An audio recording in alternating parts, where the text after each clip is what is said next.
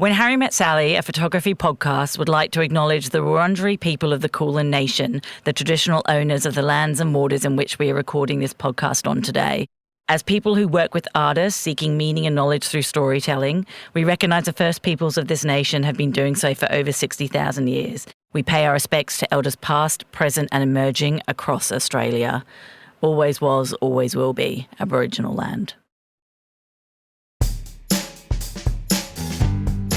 And the When Harry Met Sally podcast would be nothing without our fabulous sponsors, would it, Harry? Absolutely. So first of all, we'd love to welcome a new sponsor on board for this year, which is the RACV. Thank you so much for being a wonderful sponsor, and we're really excited about having you on for Season 3.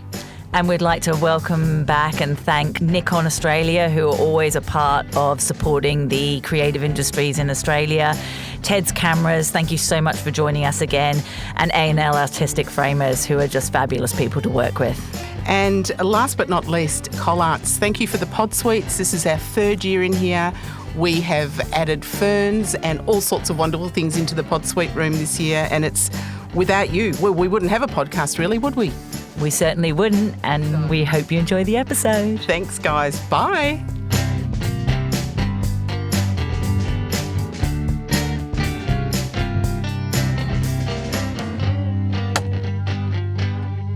Hi, and welcome back to When Harry Met Sally. Hi, Sally. Hello, how are you? I'm good. And welcome, Joann Kitto. Thank you so much for being here. Hi, Joanna, how are you? Hi, I'm really good. Thank you for having me. So Joanna is the director of West Space Gallery at Collingwood Yards, and we met when I brought my photography studies college class there a couple of years ago, and I've come back a couple of times since, and I just love everything that West Space stands for and what you guys are doing there. So maybe we can start a little bit with West Space, and then we can kind of talk a bit more about other projects that you've been doing. Yeah, of course. So West Space sits in this really interesting space where it's sort of not an artist-run initiative, but it's also not a big institution. It's really supportive of artists. So can you just start there, I guess? Yeah, that's right. So I guess West Space has been around for over 30 years, 34 years. And we started in the West, in Footscray, hence the name. But we've moved around various sites across the city, quite responsive to, I guess, where artists are living and working. And now we're in Collingwood. So while we started as an artist-run initiative, over time we've kind of professionalised, as I said, to kind of respond to the moment and what artists really need. So at the moment we are really an incubator of timely artistic practice. Oh, wow, that's a beautiful expression. Yeah, and it does feel like that, you know. You kind of, we work with artists for nearly 2 years, so from the start to the presentation of a project. So you really kind of get in there and work alongside them and help them, help artists to kind of, everything from conceptualizing or solidifying their ideas to experimenting with materials, finding new collaborators, writing the grants, getting the money, all of that. All the important things. Yeah. So really, that's kind of where we sit at the moment. We're kind of this space, supportive space for experimentation, but also communication. So, bridging that gap between the artwork and the audience. Wow. What an important space. And how does one become an artist to become a part of that? Yeah, well, I mean, it is interesting because, started as an artist-run initiative. So that was it was born out of this time in the 90s when artists really wanted to create a counterculture space. So it was like all artists running it. But now I'm not an artist myself. I think of myself as an artist cheerleader more so, which is kind of... I've got a visual. Kind of a cheesy term, but I can't find anything more suitable. So, how do artists get involved, or how do we as the team? Is that what you mean? Well, both, I guess. Yeah. But that's my first question. I'm going to go backwards just quickly. You said you're not an artist yourself. Yep. You come from a writing and curatorial background, is that right? Yeah. Straight out of school, I went to journalism school because for me it's always been about communicating an idea, I thought I would be a investigative journalist, traveling the world, uncovering stories, big aspirations that you'd have when you're 18. Anyway, went to journalism school and then was a little bit disillusioned by the opportunities that were out there at the time. So I thought, why not go into the very lucrative space of the arts?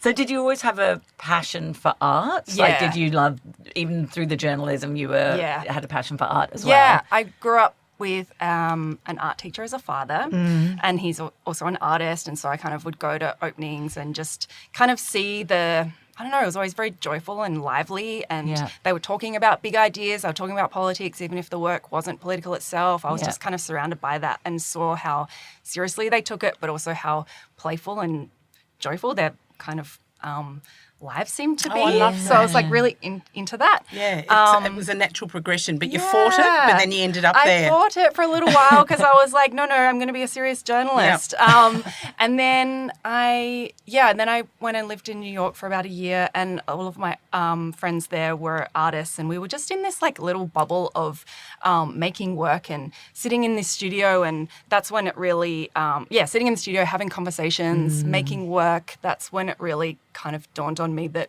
the kind of art is just about communicating an idea, no matter what that might be. So I was like, maybe I can, the path can be through art and writing about art. So then I went back and studied curatorial studies. And what does your dad think? Oh, he is like, he's very, very proud. He's very excited.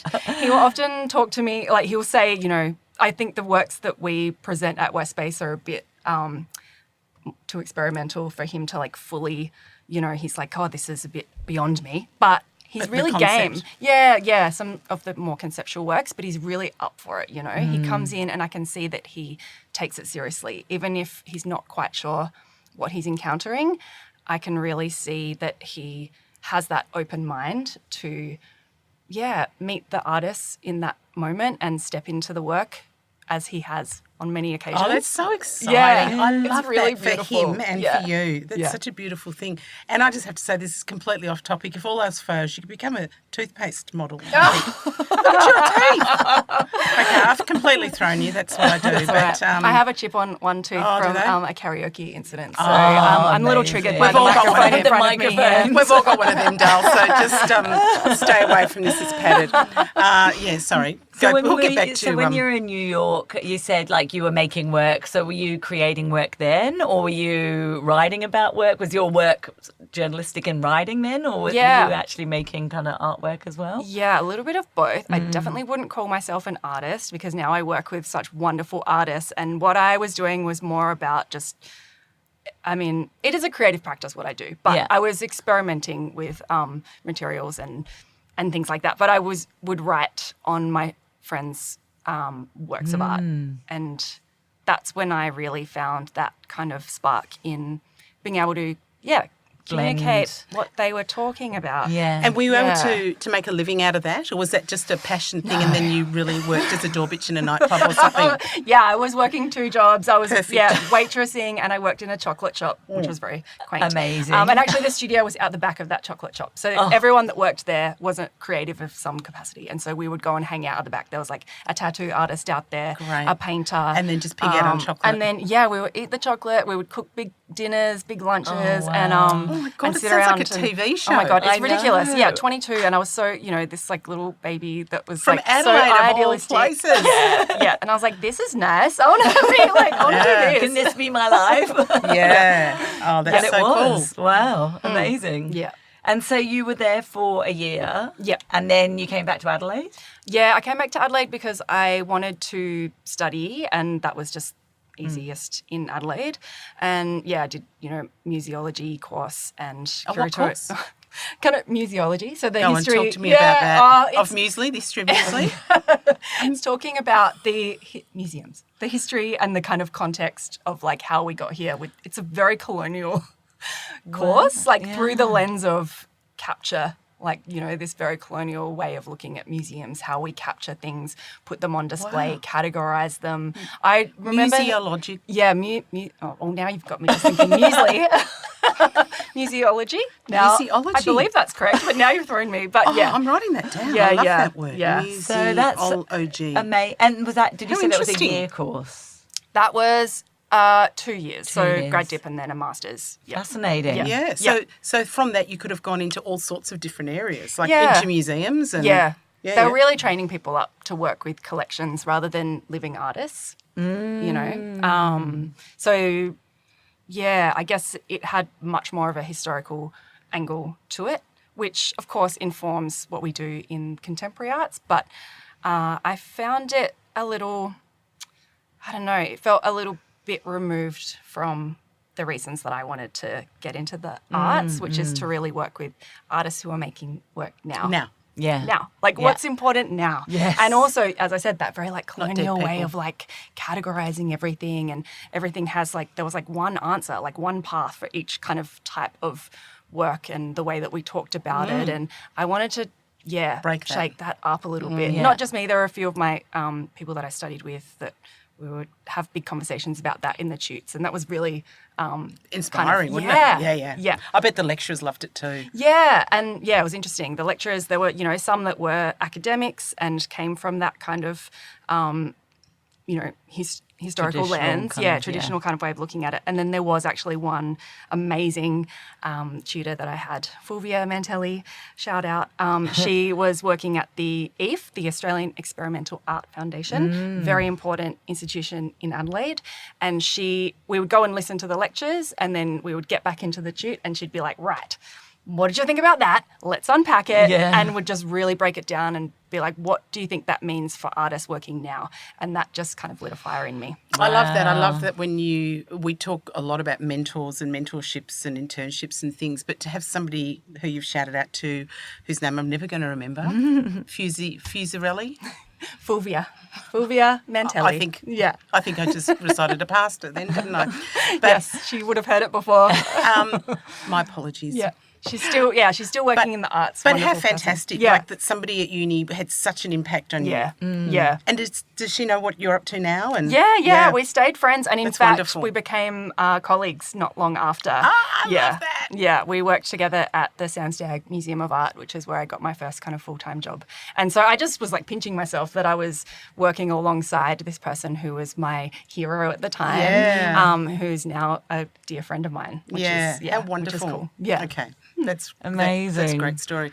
And so you started, like your pathway leaving college, was that, or university, was that a curatorial kind of pathway into Yes. museums and the galleries? Yeah, and more independent work. So I would, pitch exhibitions to galleries and, go about it that kind of way. Yeah. So you'd find sort of artists that you were interested in, pitch them. And how do you find artists? Like how did you then, and is it the same now? I think was that kind of your question before. Yes, Yes. my 10-minute ago question that I sort of Yeah. changed halfway through. But thanks, Harry, for bringing it back. Yeah.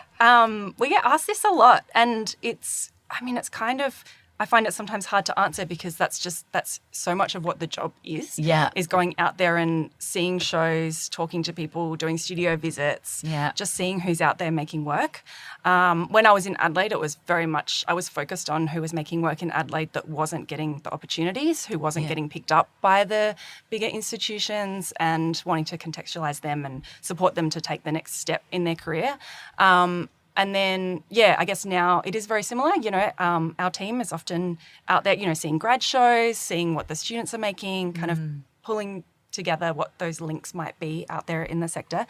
But also, there's only so much we can see. Yeah. So the work that we do now at Westspace, it's partly by invitation, so that we can tap those artists on the shoulder, like I was doing back then in Adelaide, and saying, we've been watching you, you're doing great work, we'd love to work with you, to kind of also get artists a bit off of that hamster wheel of endless applications, which is exhausting.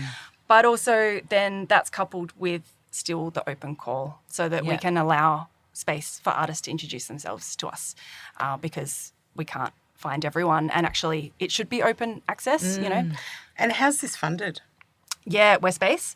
Westspace is funded, it's a not-for-profit. It's funded, I like to kind of think about it as broken down into 3 categories. So federal government is 1/3, state government is 1/3, and then 1/3 is cobbled together from local government, donations, sometimes ticket sales for performances, bar sales, shop sales. It's all very, the hustle continues always.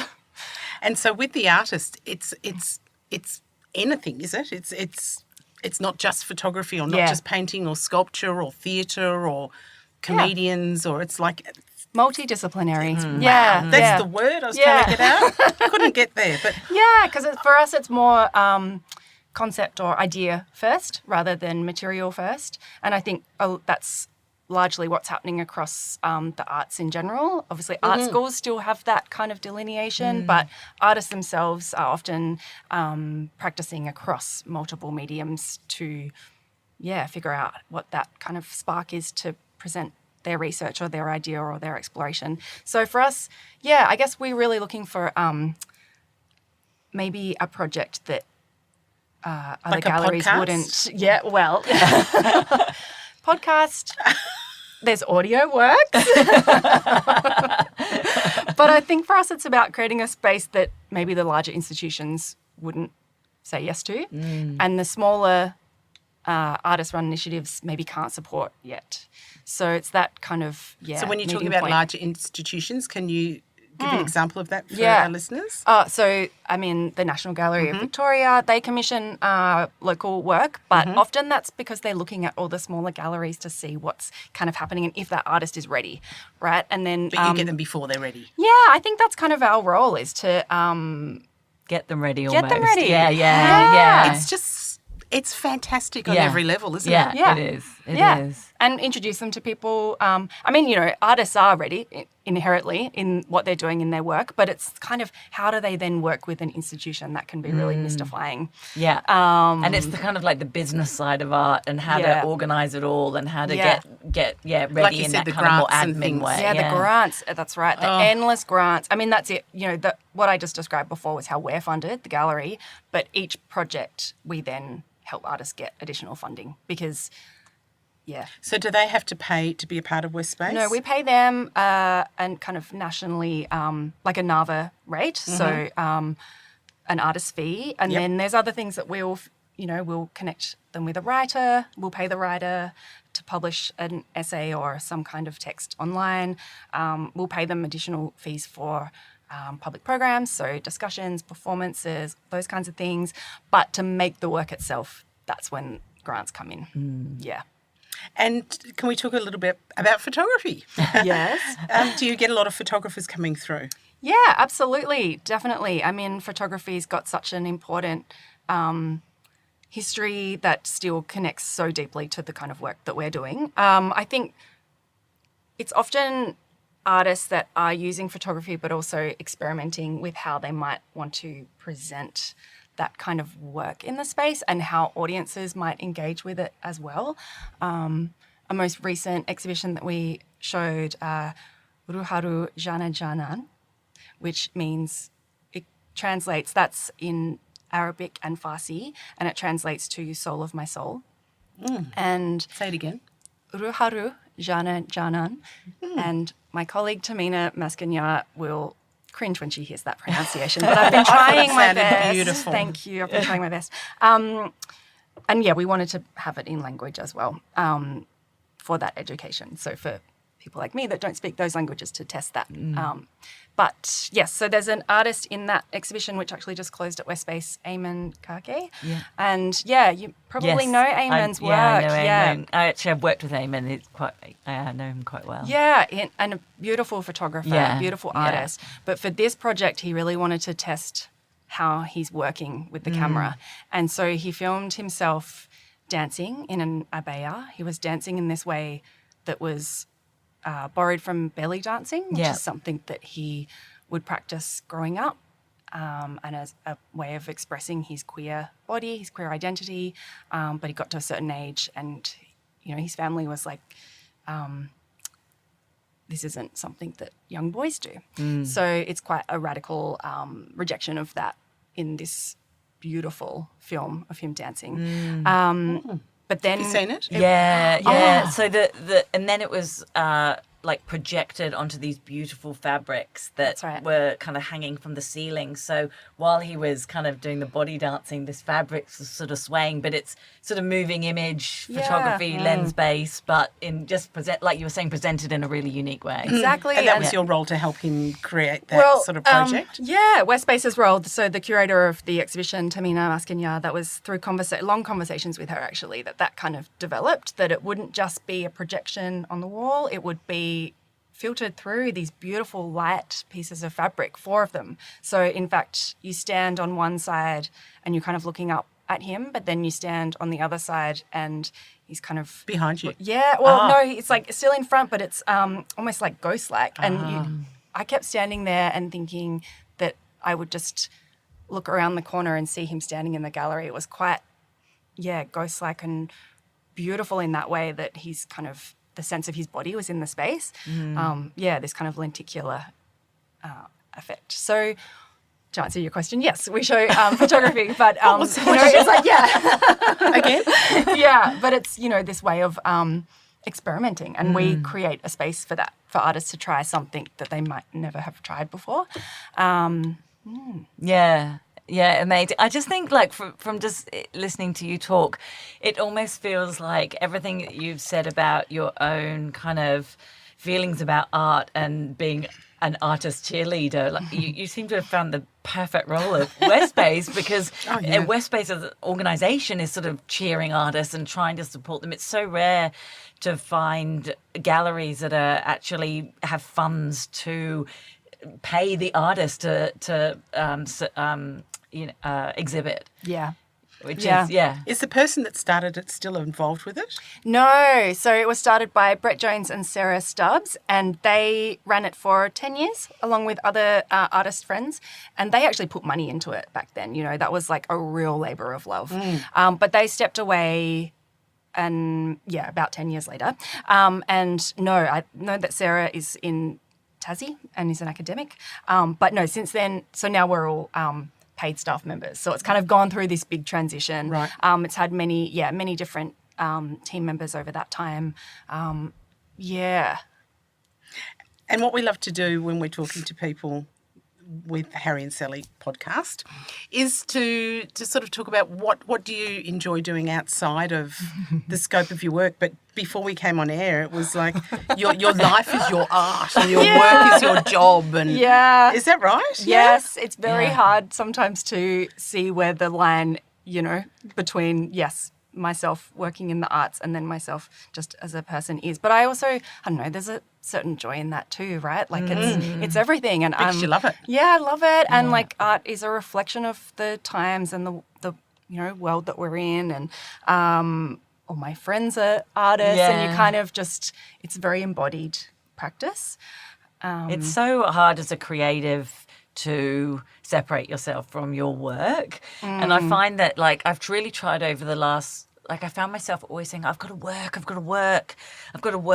And then I've sort of, like, I've tried to, over the last year, train myself to kind of, it's not work. It sounds so kind of negative when you're always saying, I've got to work. Because when your hobby is what you love and when your work is what you love and it's all tied up in one, it's sort of, it can be, it's hard to find those lines between what is work and what is pleasure and what's pastime. And it seems you're...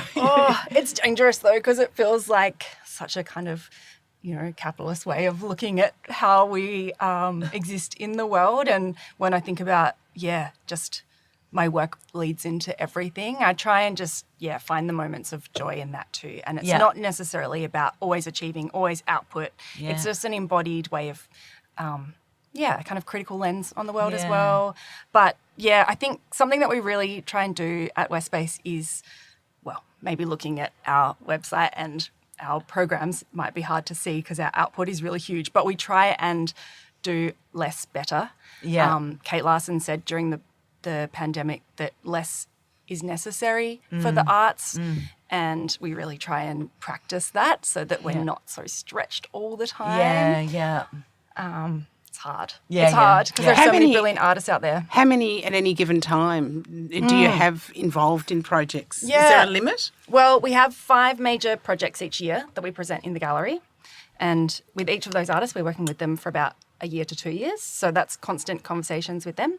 And then we have a window. We have 9 artists in this little window space that we have, which is just a way of artists kind of joining the community. What do you mean? That we in have. a physical window?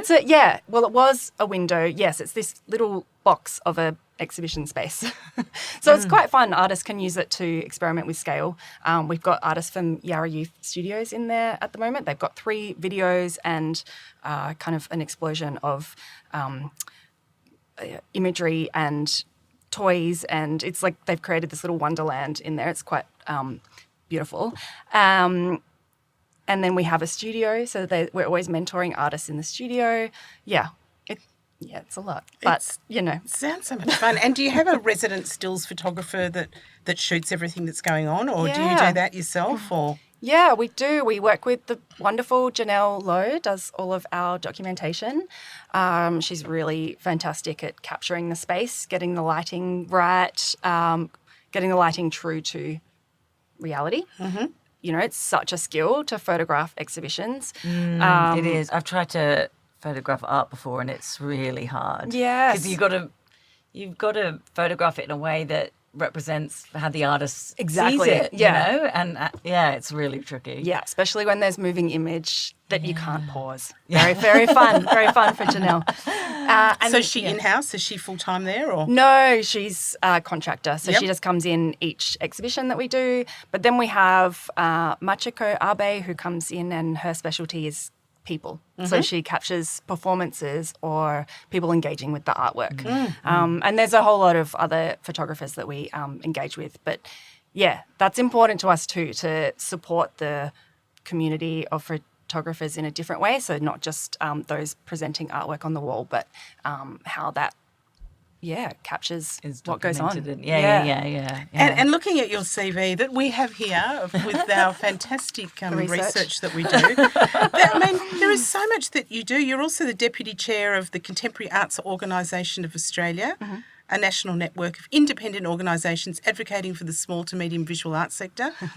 You steer all conferences, a national network of artists-run spaces, and initiated the Collingwood Yards Talent Advisory Group. Yeah. And a partridge in a pear tree. Look at you. Can you talk a little bit about those 3 things? Yeah.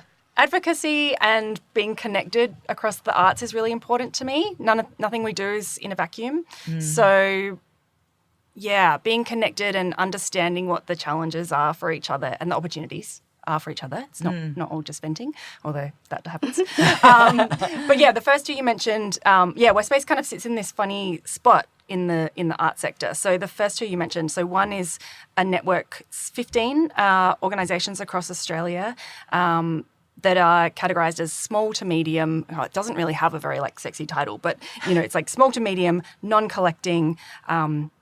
Experimental contemporary art organisations, so independent non-profits. So we're thinking ACCA, Gertrude, got it, here in Melbourne, Art Space in Sydney, Pika in Perth, etc. And so we come together a couple of times a year, and it's been going for decades now, to talk about the sector. What are the issues? What are the kind of state-by-state challenges? What's the funding landscape? But also, how can we support each other?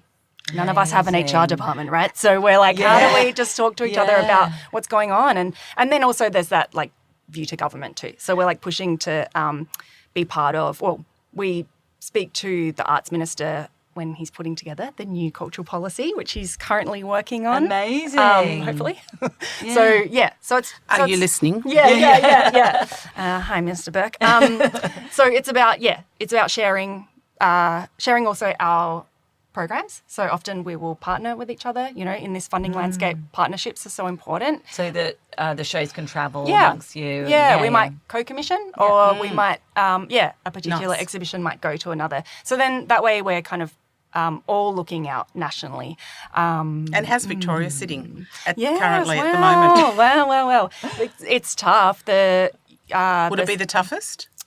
I think out of all the states? Right now, yes, because of the high the high number of artists per capita and the massive cuts to the arts because Victoria is broke. It's just really... can you tell me what's happening, Joanna? Why is everything being cut? Well, yeah. Literally. I mean, the state has no money. They just, 40% of the workforce in Creative Victoria has just been let go. It's really tough. And so they just... brutal. It seems to get worse. Like, you think there's a blow and then there's another blow and then there's another blow. Now the writers... and so organisations like this are just even becoming more important, right? Yeah. But it is. It's just... But it's really hard because they just did the 4-year funding. So we're on multi-year funding from both federal and state. And we just found out we got our state funding. Thank God. Yay. So thankful, so happy, because especially when you look at that list. So that's West Bay, sorry. That's West Bay. Yeah. When you look at that list, none of the smaller REs were successful. Really, really tough. All of the other arts organisations in Collingwood Yards were successful, so that's interesting. Oh, okay. I think, but it's hard. And with the smaller spaces not being funded, that puts more pressure on us. There are so many amazing artists in this city and fewer and fewer opportunities. And do you think many of them are leaving? Yeah, I mean, I do think people are leaving. You know, there's more money in some of the smaller state communities like, up around Castlemaine. I mean, they will... Oh, true. Also do you see what I mean? There's a lot of, in Victoria, sort of little pockets where there's just such huge art communities, isn't there? Yeah, that's true, actually. I know quite a few artists who are, moving regionally, arts workers, which, that's also wonderful to get that kind of perspective from out there. But, yes, I mean, 2026 has only really just kicked off and we're trying to understand this new landscape, but it's tough. It's tough. So you said, interestingly, Collingwood Yards has a number of the organisations within there have received funding. Do you think there's benefits to being part of a bigger organisation and being under the Collingwood Yards kind of umbrella? Absolutely. I think for us, on an interpersonal level, it's really fantastic for our team to have all these wonderful creatives around us. There are artist studios all above us. There are theatre companies, other experimental organisations next to us. We can all talk about these advocacy bodies, and I realise I completely didn't finish that point. I'll come back to it. It happens. That kind of solidarity and just sharing is really important. But also for audiences, it's really cool because we have people walking into West Space all the time who have come to see Arts Projects Australia next door or Hope Street Radio downstairs. Oh, I love that. Yeah, exactly. I know, yes, it's such a great place, isn't it? Yeah, and there's just people walking around all the time. So they walk into West Space and they're like, what is this? And then, so it's a great way for us to introduce, experimental art to people that haven't engaged with it before. I'm visualising people in leg warmers walking around in Fame. And, remember that movie? Back in the 80s. Back in the 80s. I'm right there. Yep. That's going to be me this winter. We're coming in with leg warmers on. Great. Love with a hula hoop. It's to be surrounded by such fabulousness and all these exciting different people around you. It's really lively. It's inspiring it's really each other, great. isn't it? Yeah. Now you can go back to your advocacy. I can't say that word, so you can say advocacy. So just to finish that point, and I don't know what happened there, but so we've got the Contemporary Art Organisations Australia. That's those organisations I said before. And then All Conference is the REs. So that's the artist-led organisation. So West Space actually sits between those two, which is interesting. We have an interesting lens on the larger, so we're the baby organisation in KO, and then, one of the longest running in All Conference. So it's a good way to just understand what's happening nationally again. Yeah. But then also that tenant advisory group for Collingwood Yards is important because they're looking after so many different types of organisations. So we're just there to kind of pipe up and say, well, actually, the visual arts needs this and that. Yeah. Yep. And they're so amazing at Collingwood Yards. I've been, taking the students there for a few years now, and they're just so passionate about, the community that they're building there. It must be. But did you initiated that?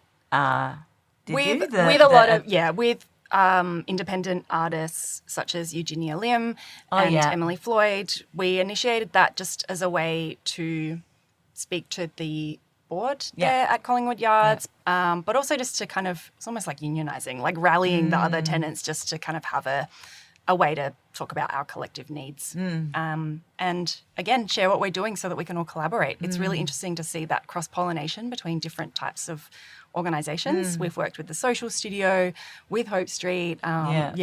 It's quite exciting. What's also exciting is that you're never sitting still. You're never sitting on your laurels. You're just out there. What else is going on, and what else can we do, and who else can we tie in, and who can we collaborate with? Do you just have a huge amount of energy, Joanna?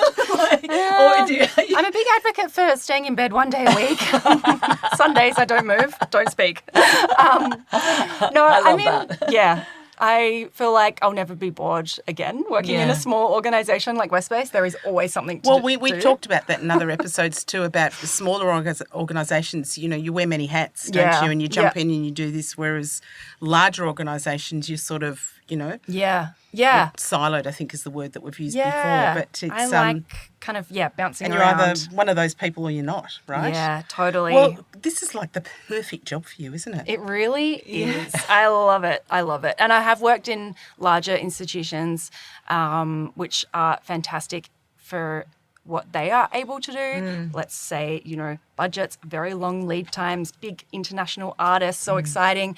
But then coming back to a smaller organisation like Westbase, I can really just see the impact on each individual artist. We're much closer to each artist. You work from them, as I said, from start to finish of a project oftentimes, and that's just so satisfying, and that's where the energy comes from. Yeah, amazing. Unbelievable. We're coming to the end of our... I know. Can you believe that? It's got so much more to ask. I know. So I'm just giving you the heads up, Harry, because I know you're bursting. Because you've also, like, previously you also started your own publication, Fine Print. Yeah. And so that was because she wasn't busy enough. Yeah, that's right. So is this like, so you came out of uni and when you were sort of getting into the museum curation world, you started Fine Print on the just on the side? Yeah, just on the side. No, it was really a response to having those more full-time roles in arts organisations where I felt like I still had things that I wanted to say and ways that I wanted to connect to the community and be more nimble and responsive. I was working at the Adelaide Festival at the time, and my colleague Ray Forrester and Gillian Brown, who's a curator as well, the three of us started Fine Print also as a way to have more accessible writing about art and to ask artists to write about art as well. You know, the newspapers aren't doing that. At the time, the magazines in Adelaide were very academic, and there is space for that. But for anyone entering the arts who hasn't studied it and hasn't read the canon and done all of that stuff, it can be really alienating. Yeah, it can be quite intimidating. Yeah, trying to enter that art space for anyone, and like even me, I think I've had a chip on my shoulder my whole career because I didn't actually go to art school. I've always seen myself as like kind of that conduit between the audience and the artist that's deep research orientated. So have you moved on from that chip though? I think I'm getting better at just holding it. I think you're fabulous. Like, but I think, you know, it's maybe a healthy amount of you know, that's always in there. But so Fine Print, there was all this, you know, academic writing, which, as I said, there is a place for that. You want that long form, juicy piece of writing. But for so many, that's, you know, contemporary art itself is alienating enough, as I said. So Fine Print was like a bit more playful, still critical, still very, you know, researched and, you know, artists have got a lot to say as well. So we were inviting artists to speak about ideas and their work, not just those critiquing them or writing on art. How refreshing. That's really great. Yeah. And that goes on now, but you're it continues. Yeah, no, you're not a part of it anymore. I'm not, but Ray Forrester continues that work. Yeah. It's really fantastic. I encourage you to look it up, Fine Print Magazine. Yeah. And they do thematic issues looking at art, but also a lot of live activations as well, live issues of the magazine is how we used to talk about it. And where can people find that? It's fineprintmagazine. I haven't been. I've got it actually. .com. Fineprintmagazine.com. Yes. Yeah, and it's an actual physical magazine. It is only online. Only online. Yeah, so it's a bit cheeky of us to call it a magazine, but yeah. I encourage you to have a look, and the whole archive is there, so it's that you can tap into what we were doing 10 years ago, and Amazing. To what they've been doing in recent years. It's a good resource. And can you tell us where West Space is? Give us the address of West Space for our West Space is in Collingwood Yards, level 1 Perry Street. So directly above Hope Street Radio, if you know where that is. But yeah, Perry Street. Yeah. And it's got the wildest website you'll ever see that you can, the screen splits into multiple areas so you can like look at different things And the all website at the same is, time. I haven't got my glasses are right here. Westspace.org.au. There we go. There it is. And what's the question we're Yes. asking this season? So Harry one can do that. Kind of final question, I guess.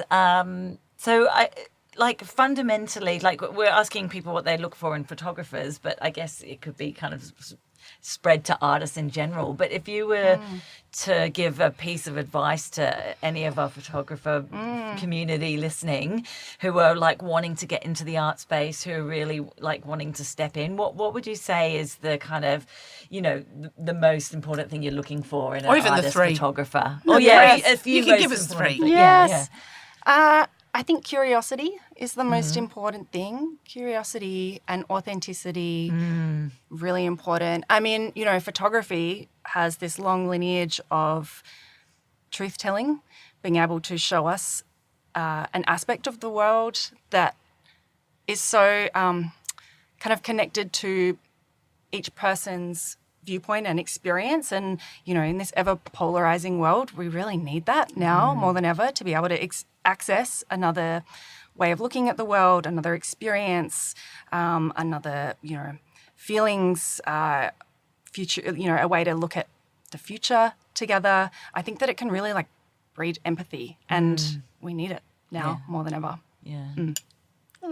What a beautiful way to end on. Thank you so much for coming in today. Thank you for having me. Thank you so much. It's been a real eye-opener for me because Harry and I talk a lot to all sorts of people from the commercial world and the art space, but I must admit I didn't know about you. I'd heard about West Space, but it's really opened my eyes, and you were so articulate, and it was a wonderful story. Thank you.